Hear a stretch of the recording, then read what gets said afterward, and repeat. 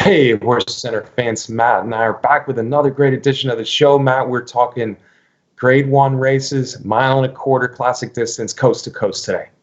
We sure are. 10 furlongs at Del Mar, 10 furlongs at Saratoga for the Pacific Classic and the Alabama. Interesting fields in both of them.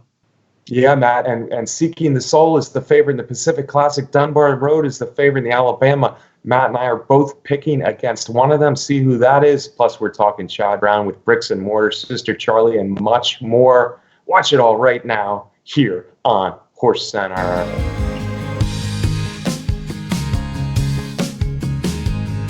Welcome to another edition of HorseCenter, everyone. I am Brian Zipsy, and as always, I have the extra special pleasure of being joined by my co-host to the East Coast. That's Matt Schiffman. How are you today, Matt? I'm good, Brian. How are you down there in Kentucky? Doing well in Kentucky, Matt, but Kentucky is not the place to be this weekend for racing. You could pick a coast, whether it be upstate New York or down San Diego way. We got big races coast to coast, Matt. Let's start on the West Coast. We're going to talk about the Pacific Classic, $1 million, Matt, the TVG Pacific Classic, 10 furlongs, classic distance at Del Mar. Matt, on the rail is War Story. He won at one of your favorite tracks last night. He won the last time he won the Monmouth Cup, 8-1 on the morning line. Yeah, that's for sure. He did win the Monmouth Cup. I was there. I think that was on the Haskell undercard. War Story, 8-1. 8-1, Brian. I think that says something about this very interesting Pacific Classic field. Yeah, War Story, Matt. He's been a horse that's been in tough races all his life. In fact, he was in this Pacific Classic about 3 years ago, I think, back when California Chrome won it. He didn't fare well that day, and I really don't see that he's quite up to this standard now. But one of those horses you can't completely throw out. Matt, just to his outside, though, is the horse that I'm kind of leaning towards in this spot. I'm talking, of course, about Quip. Lightly raised son of Distorted Humor, 4-year-old, coming off a good second when we saw him in the Stephen Foster. Yeah, he's one of about half the field that's shipping into Del Mar that is not a California-based horse. Quip certainly had a little bit of hype when he was on the Kentucky Derby Trail for former Bill Mott trainer Rudolph Bissett. Second in the Stephen Foster behind Seeking the Soul. Before that, he won the Oaklawn Handicap, 9-2 on Quip. I don't know. That seems like that. Those would be pretty good odds if you're able to get 9-2. Yeah, I like 9-2. I'm hoping for 9-2 because, as I said, I do like him. I like his last two performances. Tampa Bay Derby winner at 3. Missed a lot of time, but he's come back, and that Oaklawn Handicap win and Foster's second, I think were both strong performances for Quip. I think he also figures in our how we see this race setting up from a pace standpoint, Matt. So Quip, certainly one to watch. We'll keep going down the list for now because the third horse is actually the second favorite on the morning line.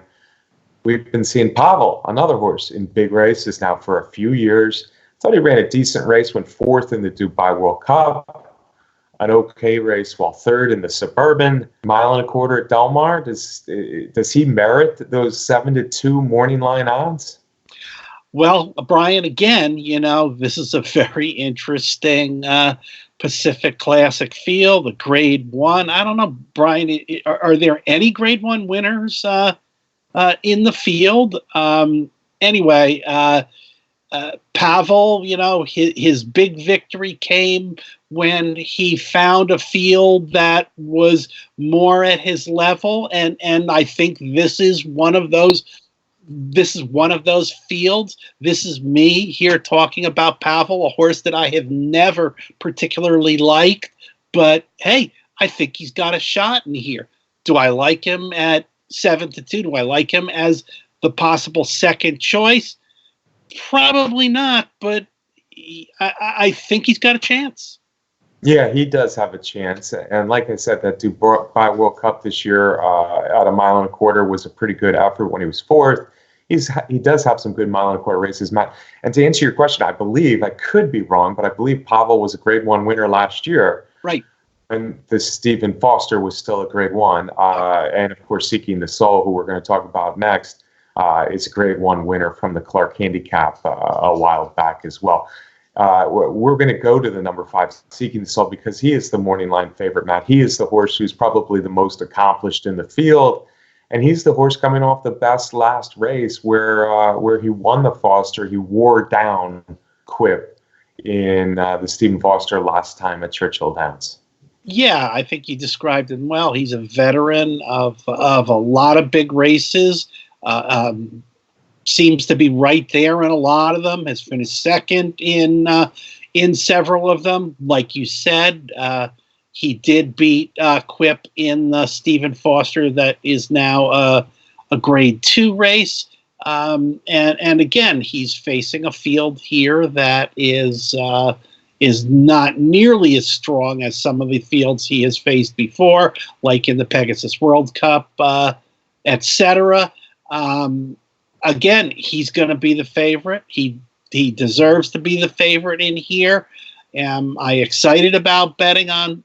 Would I be excited about betting on Seeking the Soul as the favorite? Probably not. Fair enough, Matt. Yeah, he did run second twice to City of Light in big races last fall and early this year. Of course, I'm talking about the Breeders' Cup Dirt Mile and then the Pegasus World Cup that Matt mentioned there. Last time was a good win in the Foster. I thought he got a perfect trip. The hole really opened up for him at the key juncture as they were straightening out. But you're right, he deserves to be the favorite. If you look over the past performances of his last 10, 12 races, he's a solid horse. Doesn't always string 2 good races together. That's a question mark. He's also never raced on the West Coast before. And at a mile and a quarter, I'm not sure if that's even his best distance. So there are reasons to think that as the favorite, and I think the morning line, and you are right, Matt, I think he will be the favorite here with Johnny V going out there to ride him for trainer Dallas Stewart. I think that maybe Seeking the Soul is a slightly vulnerable favorite, but we agree he should be the favorite. Let's skip around a little bit again, Matt. One horse I do want to mention coming out of the Lucky 7 post is Tenfold, and Tenfold has been just a little bit of an enigma for me, Matt. I don't know about you. He's run some good races over his career. He looked like a promising 3-year-old. He ran a few good races as a 3-year-old. And even in his last 2, you kind of see why I'm a little bit puzzled by Tenfold. The winner of the Pimlico Special, which was a mile and a quarter this year, this distance, 2 starts back, maybe a slightly weaker field, yes, but a good hard-earned victory there at Pimlico at the distance. And I think the distance is important when we talk about 10 furlongs these days. But last time he really never lifted a hoof when well beaten by both Seeking the Soul and Quip in the Stephen Foster. Interesting jockey change for the Steve Asmussen trained Tenfold. Mike Smith picks up the mount out there on the West Coast. Yeah, like you said, I think that Stephen Foster race last time was a clunker for sure.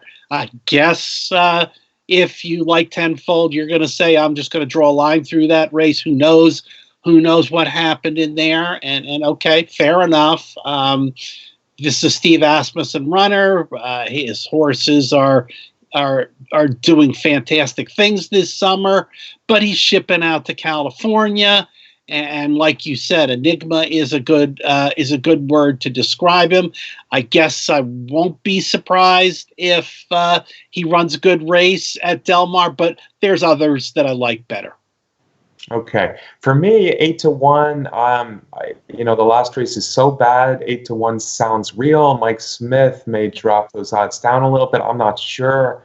I think kind of the counteraction of such a bad last race and Mike Smith, maybe 8-1 is pretty close to what we'll see in the Pacific Classic here, Matt. And for me, that enigma means, I think in a race like this where there aren't any horses without questions, I think Tenfold is an interesting horse, and I think the horses east of the Mississippi are a little bit better than the horses west of the Mississippi when we're talking about the older dirt males. So I have to throw Tenfold in at least a little bit as the fifth choice or so in here. A horse I think will get bet a little bit is Campaign. Just outside Tenfold is the number 8 Campaign. Matt, he's been doing really well if you look at his form. A lot of good races, consistent form, but it's mile and a half form. It is mile and a half form. Again, it's John Sadler, and he knows how to get horses ready for this Pacific Classic. As we know, he's won this race. He's won this race before. It is a mile and a half, and a mile and a half is different than a mile and a quarter. But in a field where there may be question marks about a bunch of them getting that mile and a quarter distance, we know that Campaign is going to be able to get that distance and has a chance of passing a lot of horses coming down the stretch. I like this horse a little bit in here. Okay, I think you like him more than I do.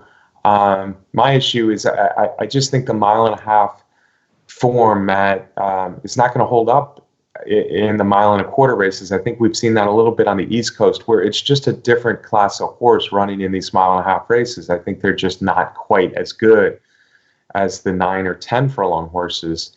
And I watched some of Campaign's races, and he looked good against what was there. But on the other hand, I just don't think that they were grade 1 or even grade 2 horses in there. So I'm going to take a stand against the Sadler horse. I hope they bet him. I think he might even be lower than the 6-1 on the morning line. Sadler won this race last year, of course, with Accelerate, won it by a lot. So I'm going to take a stand against Campaign in here and hope that his odds are driven below 6-1 Sadler, although Sadler does seem to do awfully well when the summer rolls around to Del Mar. Matt, there's a bunch of others, and I think they all have something worth mentioning. Mongolian Grooms rallied a few times, was second in the San Diego. Drop Pick was a pretty good 3-year-old who's come back with 2 decent races this year. Higher Powers, also from the Sadler barn. He's coming in with pretty good turf form. For the Topic, didn't do much running late in the mile and a half Cougar behind Campaign last time, but third time the Argentinian import for trainer Bob Baffert. Anybody there you like out of that group? No, Brian, not really. And I think that this Pacific Classic field is kind of just it's kind of a snapshot of the older male division that we've been seeing all year long, where there isn't any consistent performer. Several of these horses have had a good race here and there, but it's hard to know what to expect from any of them. So I think maybe, as you and I have been hinting in here, the best strategy may be to keep an eye on the odds board and see who's got the best value in here. Is Quip gonna hang in there at 9-2 or float a little bit higher than that? If that's the case, you got to take him seriously. And you mentioned Campaign at 6-1 in the morning line. I like him, but I'm not going to like him if he gets bet down below that significantly. And I think there's a chance that could happen.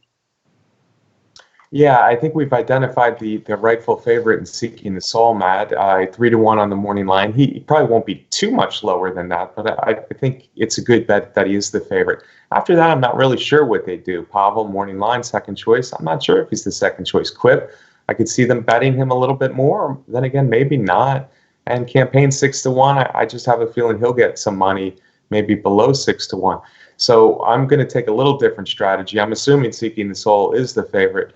I really do like the pace setup in this race, Matt. I know it's a mile and a quarter, and I know Quip has never been a mile and a quarter, but he's one of those horses who I think still has room for improvement. Good looking, like I said, a son of distorted humor, but really attractive horse. I like Percent as a trainer. And those 2 races he ran, granted, just like the Pacific Classic, I don't think they were real grade 1s, grade 2 maybe, and I guess that's what they were designated this year.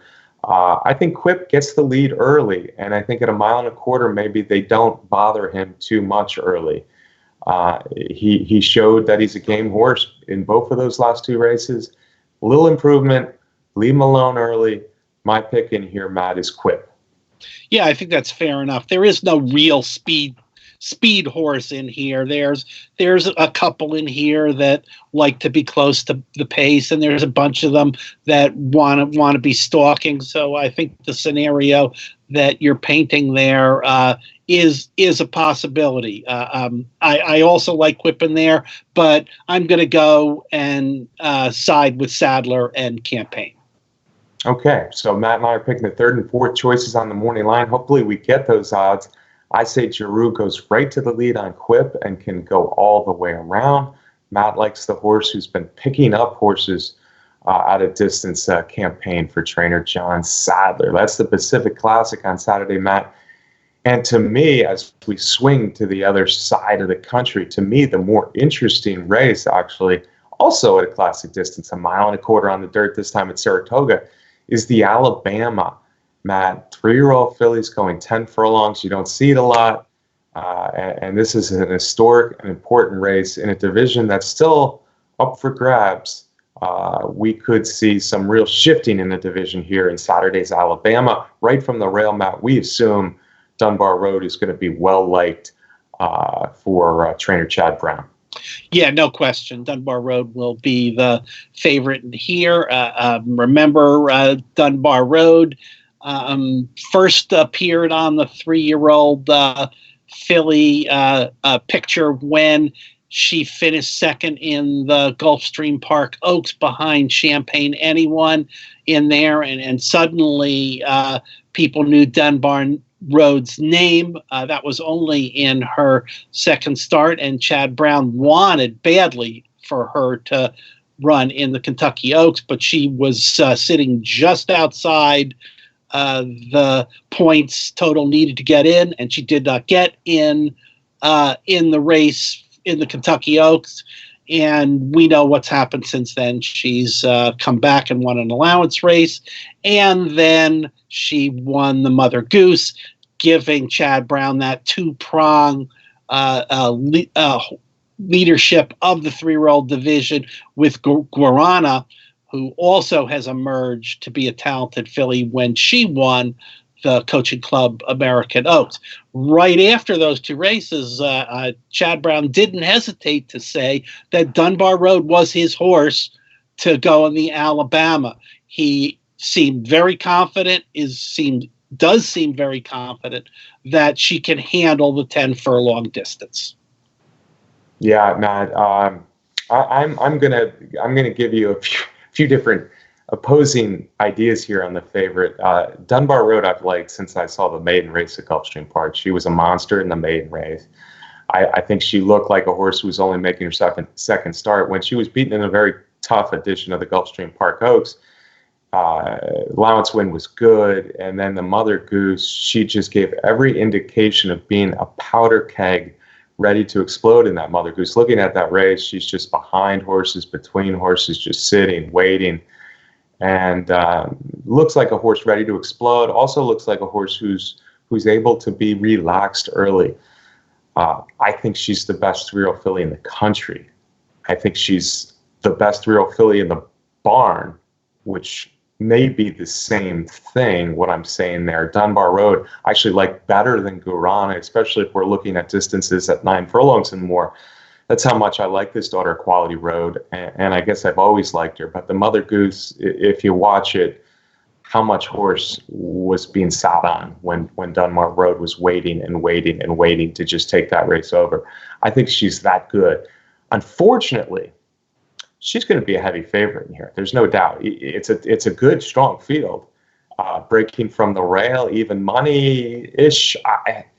I'm not excited at all to bet her, even though I think she's the best filly in the 3-year-old filly in the country. That's because it's 1.25 miles and it's at Saratoga. Strange things happen when horses run at Saratoga for the first time, and 1.25 miles is a tough distance at Saratoga. I've seen good horses get beat for years at Saratoga and at 1.25 miles. So if somehow she loses this race, maybe I'll look stupid for saying she's the best 3-year-old filly in the country. But on the other hand, I don't like the odds on her in here, and I think this is one of those red flag races where, hey, vulnerable, 1.25 miles Saratoga. So let's look at the rest of the field. I think we need to start with the number 7, Point of Honor. I expect her to be a clear second choice off a nice rallying second in the Coaching Club Oaks behind Guarana, and that's Point of Honor. Yeah, very good horse, Brian. Like you said, second in the Coaching Club American Oaks, behind Guarana that we talked about, only a length behind Guarana. So that, we'll find out about that race after the Alabama. We'll find out more about Guarana, I guess, after the Alabama. Before that, however, Point of Honor was a very, very nice winner of the Black-Eyed Susan at Pimlico, and a quality horse here. Yeah, and Matt, I tell you what, Dunbar Road is clear favorite, but maybe people look at that rallying Point of Honor, making up ground on Guarana, only being beaten a length in the Coaching Club Oaks, and maybe people will really jump on Point of Honor. Listen, I think Point of Honor is a nice horse, and Point of Honor looks like a horse who's going to be just fine with 1.25 miles. However, visually, if you look at Dunbar Road and the Mother Goose and Point of Honor and the Coaching Club American Oaks, I don't think Point of Honor was exactly flying in the stretch. I think Guarana kind of was either a little short or taking it easy late in that Coaching Club American Oaks. Having said that, there wasn't a fast pace. She went wide, so it was a good performance. Point of Honor is a legitimate second choice in here.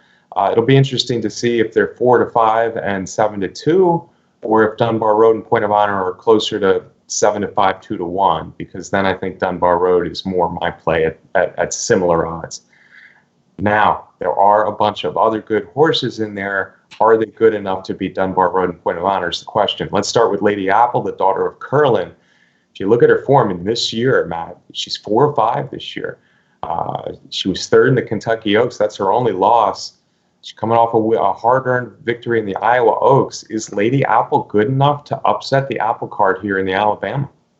Well, I think that's possible, Brian, and Lady Apple is certainly one of the horses that I seriously consider. If you really like Dunbar Road and you think Dunbar Road is going to win, I really seriously consider Lady Apple having a big shot to get second place in there. And like you said, she won the Iowa Oaks. She was third in the Kentucky Oaks. Remember, in that race where Serengeti Empress just took off and won that race on the lead.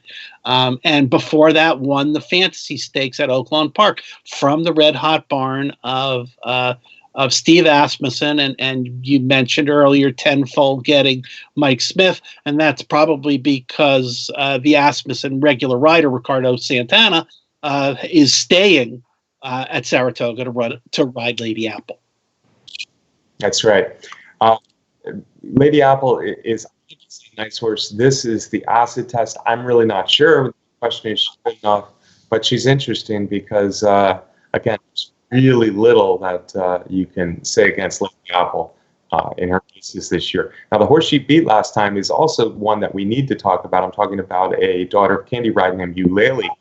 And if you look at Eulalie, again, a lot of good form there. She was beaten the last 2 times. Point of Honor wore down the Black-Eyed Susan. Last time it was Lady Apple wearing her down in the Iowa Oaks. But maybe at 1.25 miles, just like I said with Quip a little bit, maybe at 1.25 miles, Eulalie gets a little bit easier lead than she's used to. Does she become a threat to win this Alabama? Yeah, it's an interesting horse, and you mentioned those 2 races, Brian. Those are her only 2 tries in stakes company, both in graded stakes company. Both were really good performances. It's Brad Cox training. She has every right to continue to get better in here, and she's going to have good odds. Right. Maybe 10-1 in this field because there are so many horses below her, and Dunbar Road getting a lot of play. Eulalie is interesting to me. I think she's a nice horse, and she's clearly the speed of the race. It's tough to wire 1.25 mile races at Saratoga, but on the other hand, Cox, Rosario, Eulalie alone on the lead.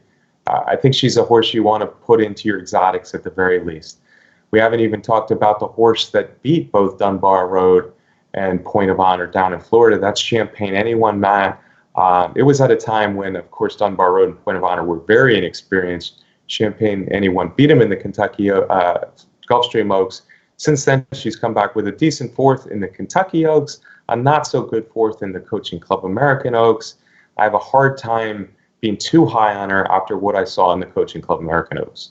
Yeah, Brian, maybe another one of those horses that could get that label you used earlier in the show, Enigma, in here, because Champagne Anyone had a terrific win in the Gulfstream Park Oaks, and I remember a lot of people really, really liked this horse training up to the Kentucky Oaks, and since then she just hasn't been able to get back to the winner's circle. Fourth place finishes and such is going to earn her some good odds in here if you want to go back and think about the potentials that she flashed earlier in the year. But, going the 1.25 miles in here, I'm going to have to pass on her. Yeah.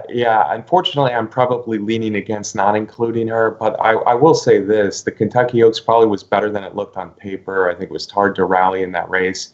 And she had a little drop, a little too far behind that day. Coaching Club American Oaks, obviously that's why we're getting the odds. Maybe she needed the race, and maybe she bounces back with a better performance there. One more filly we need to mention. Off topic, ran a good race last time, third in the Coaching Club American Oaks. Kelsey's Cross, turf to dirt angle. She's been doing pretty well on turf. But I think we need to really talk about Street Band a little bit. Nice story in that Sophie Doyle, the female jockey of Street Band for trainer Larry Jones, has won a couple Oaks. She won the Fairground Oaks. Last time she won the Indiana Oaks. She didn't quite get it done, maybe with some excuse in the Kentucky Oaks, but Street Band and Sophie Doyle, certainly a nice story, who certainly is in with a shot, at least in the Alabama. Yeah, and she was seventh in the Kentucky Oaks, but clearly did not have a good trip in that race in there. Larry Jones has always done very good things with fillies, particularly 3-year-old fillies.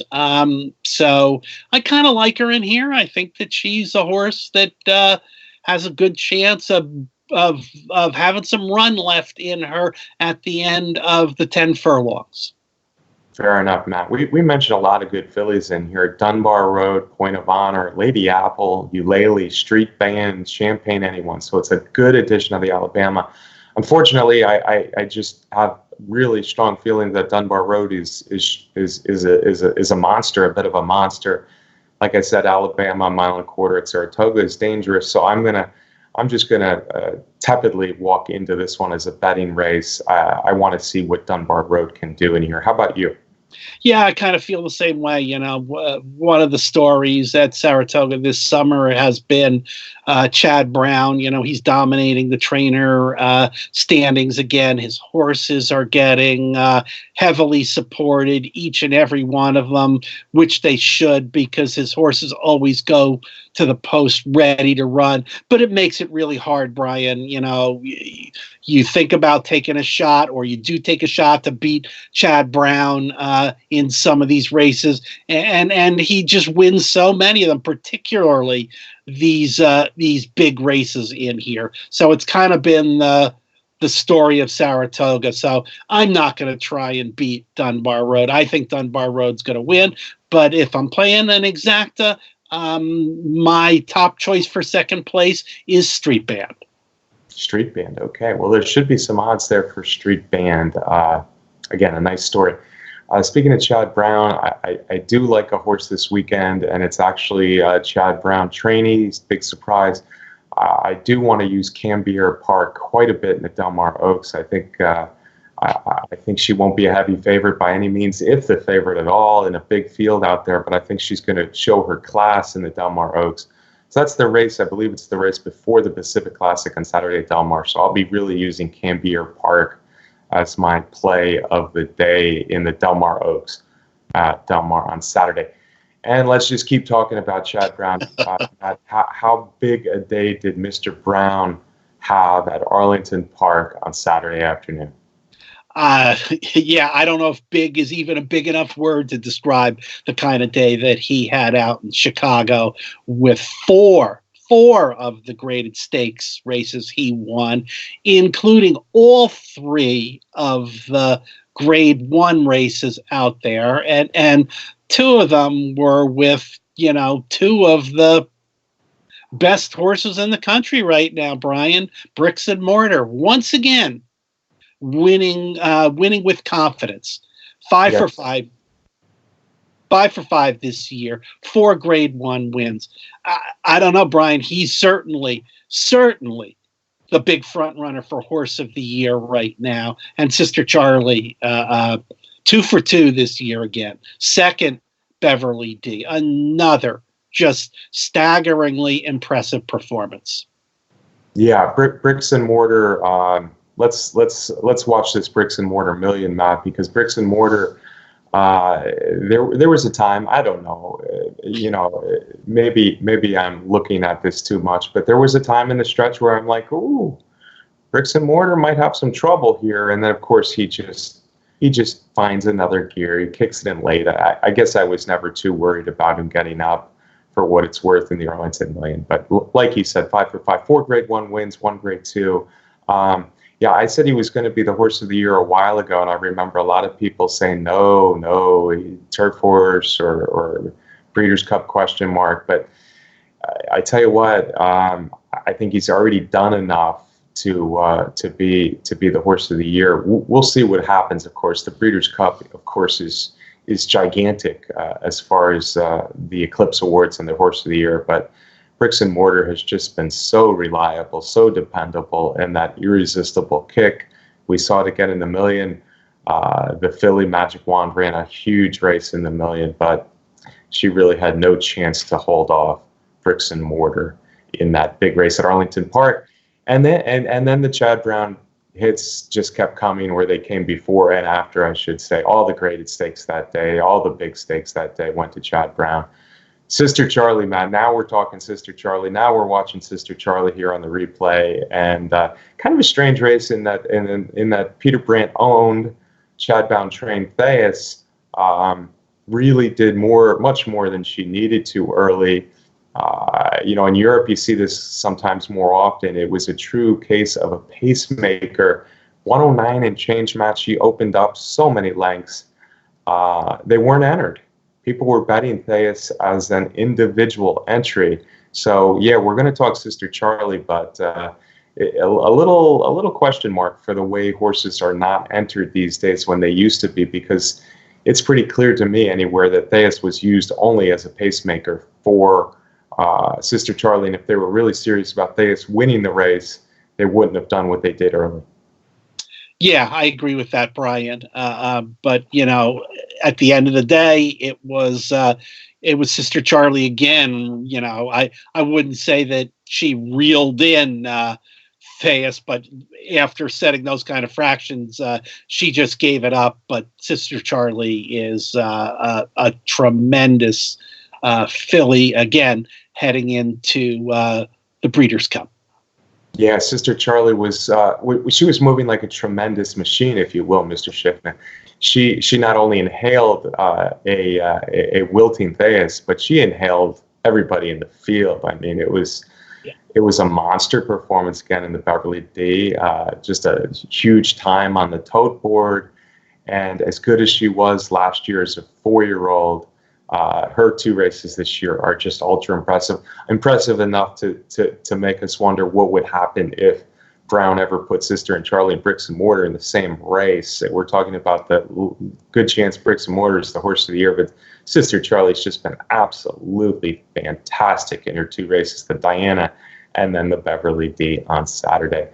Yeah, Brown, valid point, did it in the Secretariat, still undefeated, Cafe Americano, a couple of budding turf starts for Brown. So kudos to Chad Brown on a huge day at Arlington Park, Matt. And I don't know if you listen to me, how closely you listen to me, Matt, but God Stormy's a horse I've been waiting for to bet at a mile on turf, firm turf for a while. And I couldn't even imagine what she's done in the last 2 weeks. It's it's been fantastic. To tell you the truth, I didn't talk about her on last week's show because I really didn't expect her to run. I talked to trainer Mark Cassie after the win in the De La Rose the week before, and he didn't really think Gary Barber's suggestion about running back in 7 days, the grade 1 4-star Dave, was something that was going to happen. But I guess she bounced back so well that he did run her, and wow, did she run.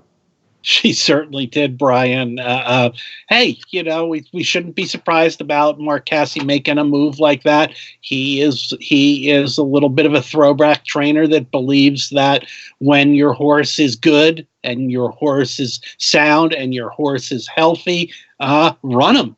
And I guess he got a lot of urging from owner Gary Barber after the race.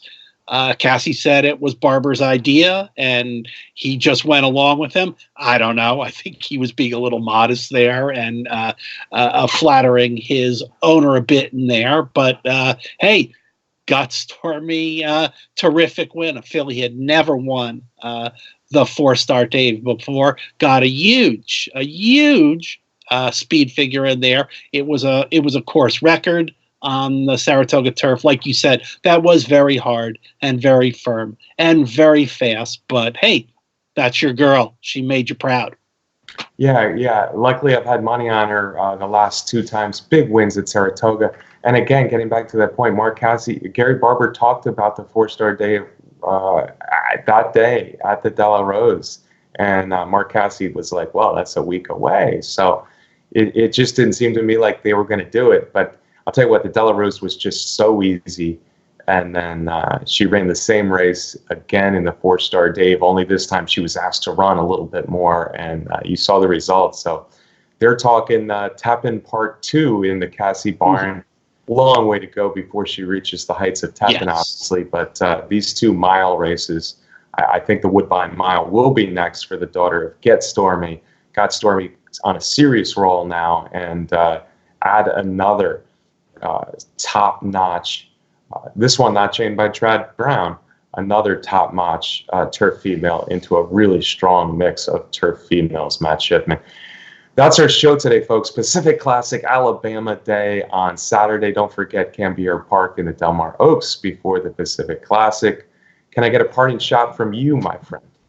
Yeah, interesting races on a big weekend of racing. We don't have 2 10-furlong grade 1 races the same weekend very often. A little bit of a throwback weekend. So enjoy those big races, folks. And as always, I want to thank our producer, Brett Workman, for putting together the show. Thank you to Brett. Thank you for everybody watching. We sure appreciate you watching every week on HorseCenter. Don't forget, if you haven't yet, subscribe to our YouTube channel here on Horse Racing Nation. Also, Matt, I want to thank our sponsor, the best contest site out there. That's Derby Wars. And Matt, next week, of course, we will be happy to talk about a little bit what happened this week, but we are going to dive deep into the Travers and the Travers undercard. What a great day of racing that'll be in a little over a week at Saratoga. So a lot to look forward to. We'll see you here next week on HorseCenter.